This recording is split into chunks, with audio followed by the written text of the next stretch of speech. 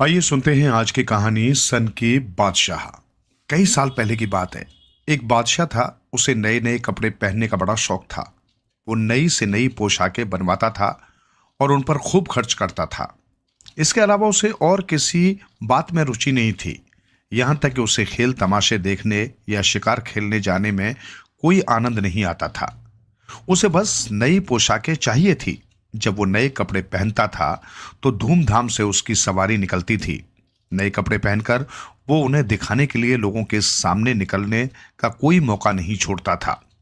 उस बादशाह के पास हजारों तरह की पोशाकें थी जिन्हें वो हर घंटे बाद बदलता रहता था। जिस तरह जब कोई किसी बादशाह से मिलने जाता है तो कहा जाता है कि बादशाह सलामत इस समय दरबार में बैठे हैं, उसी तरह इस बादशाह के लिए कहा जाता था कि बादशाह सलामत अपने कपड़ों के गोदाम में बैठे हैं। एक दिन की बात है, बादशाह के दरबार में दो ठग पहुंचे। वे अपने को जुलाहे बताते थे। उन्होंने बादशाह से कहा, हुजूर, हम बहुत ही खूबसूरत कपड़े बुन सकते हैं। इन कपड़ों में एक गुण ये भी रहता है कि ये मूर्खों को दिखाई नहीं देते। इस तरह आसानी से पता लगाया जा सकता है कि कौन मूर्ख है और कौन नहीं। बादशाह ने सोचा, वाह, ऐसे कपड़े तो बड़े काम के हैं। अगर मेरे पास ऐसे कपड़े हों तो मैं बड़ी आसानी से इस बात का पता लगा सकता हूं कि मेरे दरबारियों और नौकर चाकरों में कौन मूर्ख है और कौन बुद्धिमान। उसने फौरन हुक्म दिया, मेरे लिए भी ऐसे कपड़े की पोशाक तैयार की जाए। और उसने खजांची को कहकर जुलाहों को बहुत सा धन दिला दिया ताकि वे फौरन काम में लग जाए। ठगों ने दो करघे लगाए और उन पर काम करना शुरू किया। हालांकि करघों में न ताना था और न बाना, फिर भी वे काम में लगे हुए थे। वे बराबर बढ़िया रेशम और खरे सोने और चांदी के तार मंगाते थे और उन्हें अपने संदूक में रखते चले जाते थे।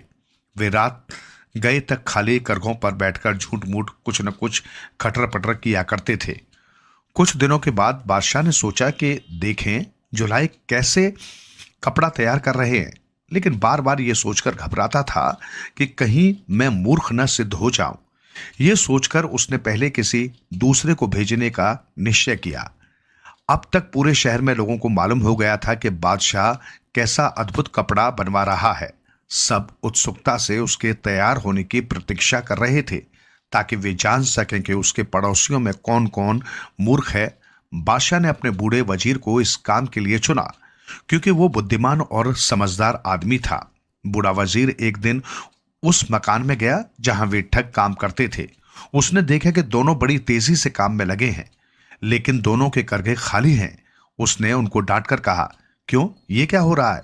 इन करघों पर तो मुझे सूत का एक तार भी नजर नहीं आता।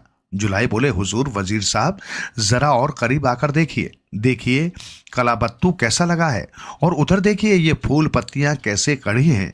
जरा गौर से देखिए, ऐसा खूबसूरत कपड़ा हमने आज तक तैयार नहीं किया था। बूढ़ा वजीर देखता रहा, लेकिन उसे कुछ दिखाई ही नहीं दिया। उसने सोचा, ये क्या, क्या मैं मूर्ख हूं? क्या मैं वजीर बनने के काबिल नहीं हूं? इसलिए शायद कपड़ा मुझे दिखाई नहीं दे रहा है। तब तक एक ठग ने पूछा, कहिए वजीर साहब, आप कुछ बोल क्यों नहीं रहे? क्या कपड़ा आपको पसंद नहीं आया? वजीर ने अपनी आंखों पर चश्मा चढ़ाकर और गौर से देखते हुए कहा, वाह वाह, और कलाबत्तू का काम, भाई वाह। हमारे मुल्क के तो अच्छे से अच्छे कारीगर ऐसा काम नहीं कर सकते। मैं अभी जाकर बादशाह सलामत से कहता हूं कि काम बड़ी तेजी से और बड़ी खूबसूरत रिपीट मैं अभी जाकर बादशाह सलामत से कहता हूं कि काम बड़ी तेजी से और बड़ी खूबसूरती से हो रहा है। बादशाह ने दूसरी बार अपने एक दरबारी को भेजा। दरबारी वहां गया तो उसकी भी वही दशा हुई, लेकिन वो भी अपने को मूर्ख नहीं सिद्ध करना चाहता था। इसलिए उसने भी आकर जुलाहों और उनके कपड़ों की तारीफ के पुल बांध दिए। सारे शहर में ये खबर फैल गई कि बादशाह का अद्भुत कपड़ा तैयार हो रहा है। अब एक दिन बादशाह अपने वजीर के साथ कुछ दरबारियों को लेकर कपड़ा देखने चला। उधर जब जुलाहों को ये मालूम हुआ कि बादशाह खुद यहां तशरीफ ला रहे हैं तो वे और भी तेजी से अपने काम में जुट गए। रास्ते भर वजीर और दरबारी बादशाह के आगे उस कपड़े की तारीफ करते रहे। जब बादशाह वहां पहुंचा तो उसे अपनी आंखों पर विश्वास नहीं हुआ। उसने अपने मन में सोचा, ये क्या बात है, कपड़ा आखिर मुझे क्यों नहीं दिखाई देता? क्या मैं मूर्ख हूं और बादशाह होने के काबिल नहीं? वो फौरन बोला, भाई वाह, कपड़ा तो खूब बना है। ऐसी कारीगरी का काम तो मुझे पसंद है। जब बादशाह ने कपड़ों की इस तरह तारीफ कर दी तो भला दरबारी क्यों चूकते। उन्होंने भी कपड़े की तारीफ करने में एक दूसरे को मात करना शुरू किया। देखते देखते दोनों ठग सारे संसार के सबसे बड़े जुलाहे और कारीगर मान लिए गए। दरबारियों की राय से बादशाह ने जुलाहों को जल्दी से जल्दी एक बढ़िया लबादा और शाही पोशाक तैयार करने का हुक्म दिया। साथ ही जुलाहों को शाही जुलाहों का खिताब मिला। कुछ दिनों बाद बड़ी धूमधाम के साथ बादशाह की सवारी निकलने वाली थी। उस दिन उसी नई पोशाक को पहनकर जनता के सामने निकलने वाला था। जुलाहे रात भर काम करने लगे, झूठ मूठ हवा में कैंची चलाते थे और न मालूम क्या क्या सीलते रहते थे। फिर बड़ी खुशी से उन्होंने शोर मचाना शुरू कर दिया। लो, बादशाह की नई पोशाक तैयार हो गई। उन्होंने झूठ मूठ कपड़ों पर इस्त्री की। जुलाई दरबार में पहुंचे और अपने हाथ उठाकर बोले, सरकार, ये रहा आपका पजामा और ये है आपका लबादा। इतना हल्का कि जैसे मकड़ी का जाला हो। आप जब इन्हें पहन लेंगे तो आपको लगेगा कि जैसे आपने कोई कपड़ा पहना ही नहीं है। इतने हल्के हैं ये कपड़े, और हुजूर, आप पर तो ये कपड़े ऐसे अच्छे लगेंगे कि देखने वाले देखते ही रह जाएंगे। दरबारियों ने भी हाँ में हाँ मिला दी। हालांकि जुलाहों के पास कपड़ा नाम की कोई चीज दिखाई नहीं दे रही थी। जुलाहे बोले, सरकार, आप अपने कपड़े उतार दें और शीशे के सामने खड़े हो जाएं ताकि हम नई पोशाक आप पर सजा दें। बादशाह ने सिर्फ एक लंबा कुर्ता छोड़कर बाकी सारे कपड़े उतार दिए। ठगों ने उसे नए कपड़े पहना दिए। सब लोग वाह वाह कर उठे। देखने में बादशाह बिल्कुल पागल सा लग रहा था। सिर पर मुकुट पहने और घुटनों तक एक लंबा कुर्ता गले में डाले वो शीशे के सामने अकड़ कर खड़ा था। बाहर चौबदार छत्र लेकर खड़े थे। इस तरह सज धज कर बादशाह की सवारी निकली। बादशाह बार बार अपने दरबारियों से कपड़ों के बारे में राय पूछता था और वे खूब तारीफ करते थे।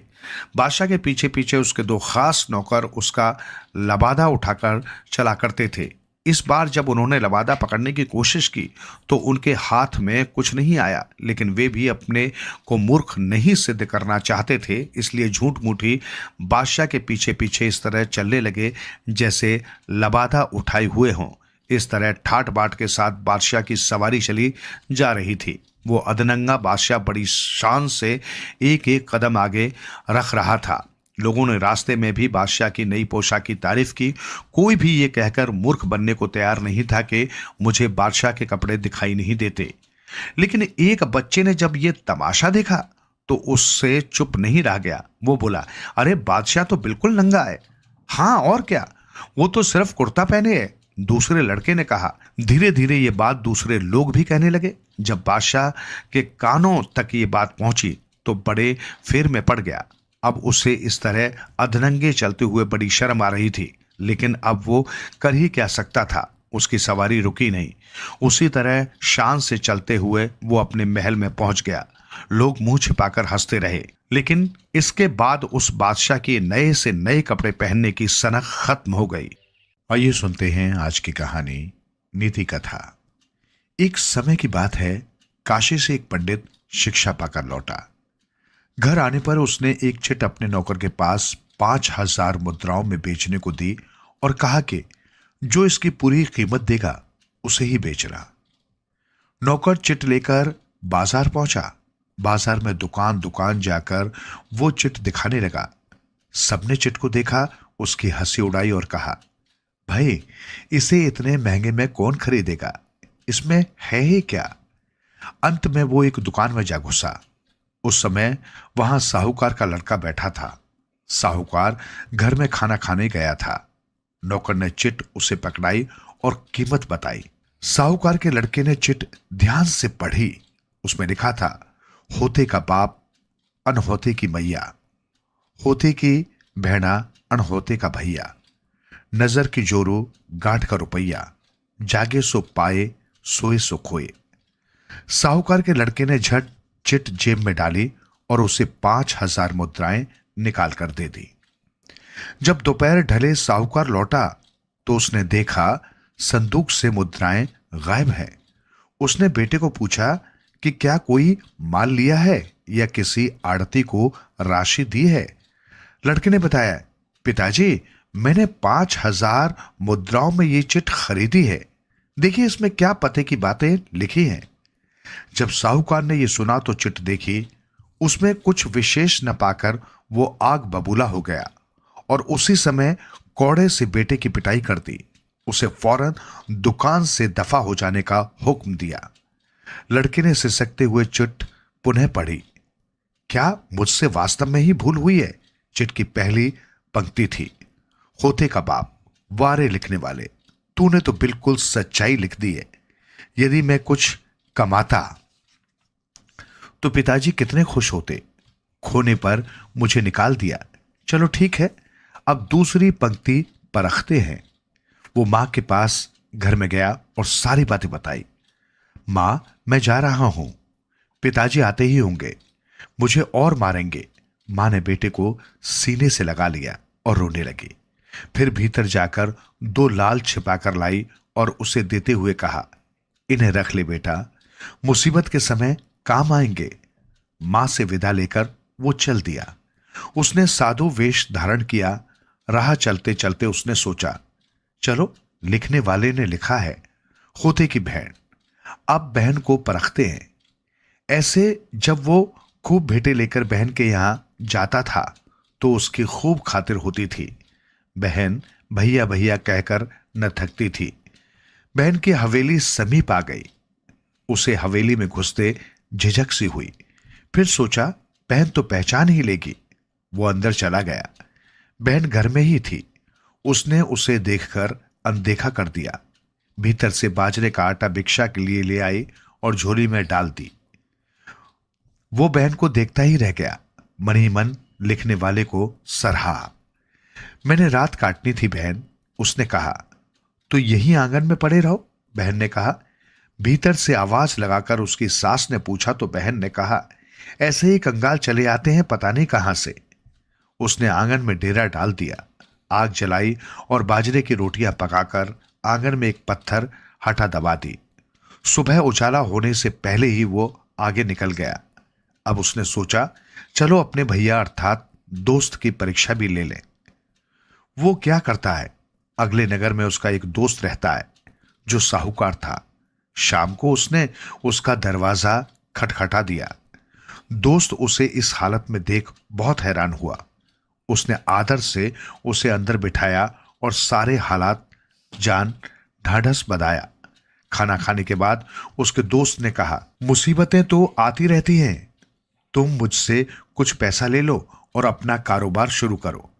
ठीक है भाई, आज तो मैं बहुत थक गया हूं, अब सुबह सलाह मशवरा करेंगे। रात वो सो गया लेकिन नींद न आई।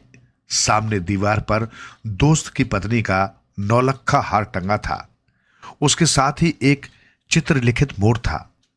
उसके देखते देखते वो चित्रलिखित मोर उस हार को निगलने लगा। वो बहुत घबराया। हार तो मोर निगल जाएगा और नाम मेरा लगेगा। रात को ही वो अपनी झोली उठा भाग खड़ा हुआ। उसकी पत्नी मायके में थी।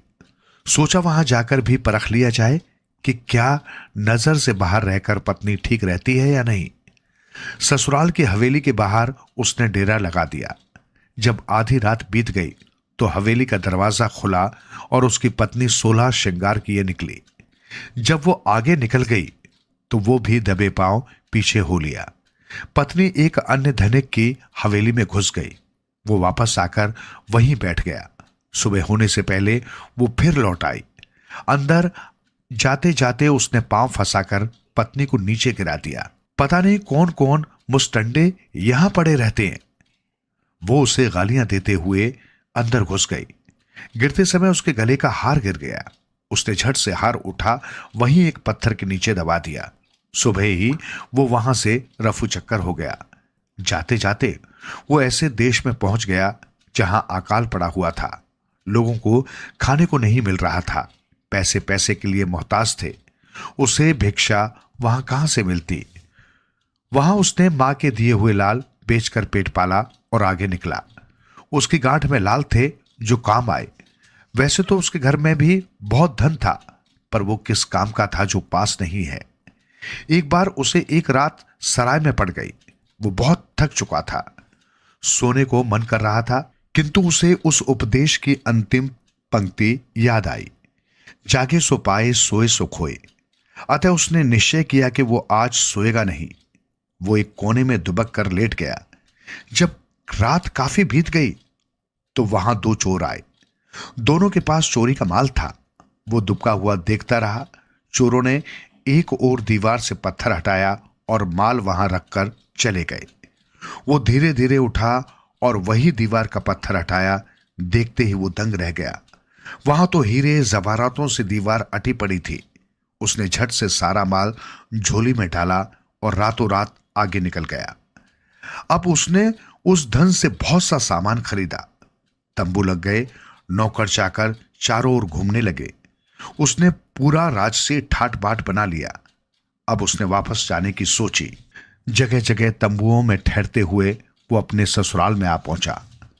ससुराल वालों ने जब देखा कि उनका दामाद इतने लाभ लश्कर के साथ आ रहा है तो उन्होंने भी अपने आदमी उसे लेवाने के लिए भेजे, किंतु वो अपने सेवकों को वहीं छोड़ अकेला ही हवेली की ओर गया। हवेली के दरवाजे पर वो खड़ा हो गया। पत्नी झट से दौड़ी आई, उसे भीतर बुलाने लगी। वो वहीं खड़ा रहा। उसने कहा, मेरी तो यही जगह है। वहीं उसने पत्थर हटाकर हार निकाला और पत्नी को दिखाया। पत्नी का चेहरा उतर गया। वो समझ गई कि उस रात उसे ठोकर से गिराने वाला साधु यही था। पत्नी को त्याग वो आगे बढ़ गया। अब बहन की बारी आई। भाई को इस ठाट बाट के साथ आया जान वो खुशी खुशी लेने आई। रात खाने के समय वो आंगन में गया, पत्थर हटा रोटी ले आया। बहन शर्म से गड़ गई। अगला पड़ाव उसने दोस्त के यहां डाला। दोस्त ने पहले की ही तरह खातिर की। रात को उसे उसी कमरे में सुलाया गया। गई रात को जब वो जागा तो देखा वही चित्र लिखित मोर नौलखा हार मुंह से बाहर निकाल रहा है। उसने उसी समय दोस्त को जगाकर दिखाया कि हार मैंने नहीं चुराया था। दोस्त ने उसे गले लगाकर कहा, मैंने तुम्हें कभी कहा था कि तुमने हार चुराया है? बुरे दिन आते हैं तो ऐसा ही होता है मेरे दोस्त। दोस्त से विदा लेकर वो जगह जगह डेरा डालता अपने घर के करीब पहुंच गया। जब उसके पिता को उसके आने की खबर मिली तो वे दौड़े आए और बेटे को दूर से पुकारा, भागकर गले लगा दिया। उसने पिता से अच्छी तरह बात न की और सीधा मां के चरणों में गिर गया। आइए सुनते हैं आज की कहानी। आज की कहानी है बेईमान आदमी। एक जंगल में सांप, शेर, चूहा, चिड़िया और एक आदमी रहते थे। उस जंगल के बीचों बीच एक गहरा कुआं था। संयोगवश सभी एक एक करके उस कुएं में गिर गए। कुएं से उनमें से कोई भी बाहर नहीं निकल पाया। अतः सभी विवश होकर उसमें रहने लगे। उस जंगल में पास के गांव में रोज एक लकड़हारा आता था। वो जंगल से लकड़ियां इकट्ठी करता और शहर में बेचकर गुजारा करता। एक दिन जंगल में लकड़ियां काटते काटते वो थक गया और अपनी प्यास बुझाने के लिए उस कुएं के पास गया। जब लकड़हारे ने कुएं में झांका तो देखकर हैरान रह गया। कुएं में आदमी, शेर, सांप, चूहा और चिड़िया थे। सभी जीने की उम्मीद छोड़ दुखी हो रहे थे। लकड़हारे ने उन पर तरस खाया और उसने रस्सी नीचे फेंकी, सभी को बाहर निकाला। एक बार लकड़हारे को जंगल में वही शेर मिला जिसे उसने निकाला था। शेर ने लकड़हारे को बहुत बहुत धन्यवाद किया और कहा, तुमने हम पर बड़ा उपकार किया है। उस दिन यदि तुम हमें न निकालते तो हम मर चुके होते। मैं तुम्हारे इस उपकार का बदला चुकाना चाहता हूं। ऐसा कहकर शेर गया और किसी जानवर का शिकार ले आया। लकड़हारा शिकार लेकर घर को चला तो उसे चिड़िया मिली। चिड़िया ने कहा, मैं तो तुम्हारे उस दिन के उपकार को भुला नहीं पाई। मैं भी तुम्हें कुछ उपहार देना चाहती हूं, तुम यहीं रुको। चिड़िया देर तक जंगल में ढूंढती रही, उसे कुछ नहीं मिला। अंत में उसने रानी को देखा जो अपने आभूषण उतार सरोवर में नहा रही थी। चिड़िया ने रानी के आभूषण उठा लिए और आकर लकड़हारे को दे दिए। लकड़हारा जब घर की ओर जा रहा था तो अंत में उसे वो आदमी मिला जिसे उसने कुएं से निकाला था। आदमी ने उसे पहचान लिया। उसने कहा, तुम वही लकड़हारे हो जिसने मुझे कुएं से बाहर निकाला है। तुम्हारे कारण मैं आज यहां हूं। मैं भी तुम्हें कुछ देना चाहता हूं, तुम यहीं ठहरो, मैं अभी आया। वो आदमी शहर की ओर गया। वहां रानी के आभूषण चोरी होने की खबर फैली हुई थी। राजा की ओर से सूचना देने वाले को इनाम की घोषणा हो चुकी थी। इनाम की घोषणा सुनने पर वो आदमी लकड़हारे के सारे उपकार भूल गया। उसने लकड़हारे के पास आभूषण देखे थे, अतः उसने राजा को यह सूचना दे दी कि वे आभूषण लकड़हारे ने चुराए हैं और इस समय वो जंगल में छिपा बैठा है। राजा के सिपाही जंगल में गए और लकड़हारे को पकड़कर जेल में डाल दिया। उस आदमी को अच्छा इनाम मिला। जब लकड़हारे के जेल जाने की बात चूहे को मालूम हुई तो वो बड़ा दुखी हुआ। जेल में लकड़हारे को पेट भर भोजन भी नहीं मिलता है, ये बात भी उसे पता चली। उसने राजा के रसोई घर से जेल तक सुरंग खोदनी आरंभ की। कई दिन तक खोदते रहने के बाद वो जेल के उस कमरे तक पहुंच गया जहां लकड़हारा कैद था। चूहा रसोई से तरह तरह के व्यंजन ढोकर लकड़हारे को देने लगा। वो उतनी सामग्री ढो नहीं पाता था जिससे लकड़हारे का पेट भरे, फिर भी नन्हा चूहा भूखा रहकर भी खाने की चीजें उसे पहुंचाने में व्यस्त रहा। अंत में हार कर चूहे ने उस सांप को खोज निकाला जिसे लकड़हारे ने कुएं से निकाला था। चूहे ने सांप से कहा, मित्र, क्या तुम्हें पता है कि हमारा मित्र आजकल जेल में है, जिसने हमें कुएं से निकाला था? उस पर रानी के गहने चुराने का झूठा आरोप लगा है। हमें उसकी सहायता करनी चाहिए। सांप ने कहा, मित्र, जेल में लकड़हारे से तो मिलना भी कठिन है, वहां तो कड़ा पहरा है। कोई उपाय हो तो बताओ। चूहे ने सांप को अपना बनाया गुप्त रास्ता बताया। दोनों सुरंग के रास्ते लकड़हारे के पास पहुंच गए। सांप ने उससे जेल से निकालने की योजना बनाई। रात को मैं सोए हुए राजा को गले में डंक मारूंगा, इससे राजा का गला सूज जाएगा, वो कुछ भी खा नहीं पाएगा। अंत में वो ज्योतिषी से पूछेगा, ज्योतिषी उसे ठीक होने के लिए तुम्हें बुलाने को कहेंगे। जब राजा तुम्हें बुलाए तब तुम मुझे बुलाना। राजा के सामने तुम मुझे गालियां देते हुए जहर चूसने को कहना। मैं जहर चूस राजा को ठीक कर दूंगा, तुम्हें राजा जेल से छोड़ देगा। सांप ने चूहे से राजा के सोने के कमरे में जाने का रास्ता पूछा तो उसने राजा के शयन कक्ष तक सुरंग खोद दी। उस सुरंग के रास्ते भीतर जाकर सांप ने राजा को गले में डसा और सुरंग के रास्ते ही भाग खड़ा हुआ। राजा का गला सूज गया, खाना पीना छूट गया, कई वैद्य बुलाए गए, कोई उपचार काम न आया। अंत में ज्योतिषी को बुलाया गया। ज्योतिषी ने कहा, महाराज, आपकी जेल में एक कैदी है, वही आपका उपचार कर सकता है। राजा ने लकड़हारे को राज दरबार में बुलाया। लकड़हारे ने सांप को बुलाया। आह्वान करते ही सांप आ पहुंचा। लकड़हारे ने सांप को दुत्कारते हुए जहर चूसने की आज्ञा दी। सांप द्वारा जहर चूसते ही राजा स्वस्थ हो गया। राजा के स्वस्थ होने पर राज दरबार में खुशियां मनाई जाने लगी। लकड़हारे को सम्मान के साथ रिहा कर इनाम दिए गए। सांप और चूहा भी मित्र को खुश देख प्रसन्न हुए। आइए सुनते हैं आज की कहानी। आज की कहानी है भाई की चतुराई। बहुत पुरानी बात है। पालमपुर में एक साहूकार रहता था। उसके घर संतान न थी। उसने संतान प्राप्ति के लिए कई उपाय किए, किंतु निराशा हाथ लगी।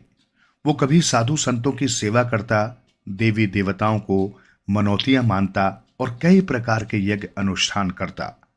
अंत में उसका परिश्रम फलीभूत हुआ और उसके घर में जुड़वा बच्चे हुए। बेटा बेटी को पाकर साहूकार ने लोगों में दिल खोलकर धन बांटा। साहूकार अपने बालकों का पालन पोषण बड़े लाड प्यार से करने लगा। जो जो बालक बड़े होने लगे, उनका आपसी प्यार भी बढ़ने लगा। दोनों बहन भाई एक दूसरे के बिना नहीं रहते थे। दोनों आपस में मिलकर खेलते कूदते, हंसते गाते और खाते पीते थे। कई बार आपस में झगड़ भी पड़ते थे, पर क्षण भर में फिर एक हो जाते। बहन युवा हो गई। साहूकार ने अपनी बेटी का विवाह बड़ी धूमधाम से कर दिया। अपनी बहन को ससुराल भेजते हुए भाई को बहुत दुख हुआ, परंतु बेटी तो पराया धन है, उसे तो एक न एक दिन अपने घर जाना ही होता है। बहन अपने मायके का प्यार भूलकर अपने ससुराल पहुंच गई। उसके ससुराल में दो ही व्यक्ति थे, एक उसकी सास और दूसरा पति। उसका पति किसी राजा के पास नौकरी करता था। विवाह के बाद छुट्टी काटकर वो पुनः अपनी नौकरी पर चला गया। अब घर पर वे दोनों सास बहू रहने लगी। सास का स्वभाव बहुत सख्त था। वो अपनी बहू को कहीं भी आस पड़ोस में जाने नहीं देती थी। बेचारी किसी के साथ बात भी नहीं कर सकती थी। वो दिन भर सास की सेवा में लगी रहती। शाम को खाना खा चुकने के बाद बर्तन चौके से निपट कर वो सास के पास आ बैठती। सास आधी रात तक ऊन काटती और बहू को ऊन अटेरने में लगाए रखती। कभी कभी सास जली कटी भी सुना देती, परंतु बेचारी जुबान नहीं खोलती। वो सभी कुछ सुनती और सहन कर जाती। कभी भी सास के विरुद्ध आचरण नहीं करती। यहाँ का वातावरण नितांत भिन्न था। वो भीतर ही भीतर कुढ़ती रहती थी। इसी से वो सूख कर कांटा बनती जा रही थी। विवाह के कई दिनों बाद मायके से बुलावा आया और वो अपनी सास से विदा मांगकर मायके गई। जब माता पिता ने बेटी को देखा तब उन्हें बहुत ही दुख हुआ। उन्होंने इतनी दुबली होने का कारण पूछा। बेटी से कारण जानकर उन्हें दुख तो बहुत हुआ, परंतु उन्होंने अपनी बेटी को समझाया कि बड़ों की सेवा करने में पुण्य और यश मान की वृद्धि होती है, इसलिए जैसे तुम्हारी सास कहती है तुम्हें करना ही चाहिए। भाई ने बहन की ये दशा देखी तब उसने अलग से बहन को पूछा कि वो किस दुख से इतनी दुबली हुई है। बहन ने अपनी सारी व्यथा सुनाई। तब भाई की आंखों से आंसू बह निकले। बहन भाई दोनों रोने लगे। बहन को धीरज बंधाते हुए भाई बोला, ये भी कोई बात है? तुम मामूली सी बात के लिए कुढ़ती रहती हो। तुमसे ऊन का काम छुड़वाना तो मेरे बाएं हाथ का काम है। भाई के होते हुए बहन को कभी कोई दुख नहीं हो सकता। इतना कहकर उसने सारी बात बहन को समझा दी। कुछ दिन रहकर बहन भाई की बात पर भरोसा रखकर वापस लौट गई। वो फिर जाकर सास की सेवा में जुट गई। पहले की तरह खाना खा चुकने के बाद दोनों सास बहू ऊन काटने और अटेरने बैठ गईं। मंगलवार था। आधी रात बीत चुकी थी। सास ऊन काट रही थी और बहू अटेर रही थी। आंगन के सामने एक सुझाने का पेड़ था। उस पर से अचानक ही एक भयानक आवाज आने लगी। वे दोनों ही उस भयंकर आवाज को ध्यानपूर्वक सुनने लगी। आवाज इस प्रकार थी, हे सुझाने के सुहाने पेड़, अटरने वाली को छोड़ काटने वाली को खाना। आवाज को सुनते ही सास भयभीत हो गई। उसे लगा जैसे पेड़ पर कोई भूत प्रेत बोल रहा है। उसने बहू से चालाकी पूर्वक चाल चली। वो झट उठी और काटना छोड़कर अटेरने बैठ गई। बहू को उसने ऊन काटने बैठा दिया ताकि यदि भूत खाए भी तो बहू को खाए और वो बच जाए। परंतु फिर वैसी ही आवाज गूंजने लगी। इस बार आवाज इस प्रकार थी, हे सुझाने के सुहाने पेड़, काटने वाली को छोड़ अटरने वाली को खाना। उसका विश्वास और भी दृढ़ हो गया। उसे लगा जैसे भूत उसके पीछे पड़ गया। वो भय से थरथर कांपने लगी और बहू को वहां से तुरंत उठने को कहा। दोनों भागकर भीतर कमरे में चली गई। किवाड़ बंद कर अपने अपने बिस्तर में सो गई। भय से बुढ़िया को रात भर नींद नहीं आई। वो बार बार चिल्लाती, चीखती और करवटें बदलती रही। बहू अपने भाई की करामात देखकर मन ही मन प्रसन्न हो रही थी, परंतु उसने अपनी प्रसन्नता को तनिक भी व्यक्त नहीं किया। वो भी सास की ही भांति भयभीत बनी रही। सुबह ही चेले को बुलाया गया। उसने उनसे सारी बात पूछी। फिर उसने सास बहू दोनों को अलग अलग ताबीज बांध दिया। मंत्र पढ़कर घर के चारों तरफ सरसों फेंकी। चेले की करामात से बुढ़िया का भूत का भ्रम तो टल गया, परंतु उसने आधी रात तक ऊन काटनी और अटेरनी भी छोड़ दी। अब सास बहू प्रतिदिन समय पर खाना पकाती, खाती और सुख की नींद लेती। आइए सुनते हैं आज की कहानी राजकुमारी उषा। बहुत समय पहले असम में वाड़ासुर नामक एक प्रतापी राजा राज करता था, जिसकी राजधानी शोणितपुर थी। वो शिव भक्त था। उसकी एक ही पुत्री थी जिसका नाम उषा था और जो उसके लिए बहुत ही भाग्यशाली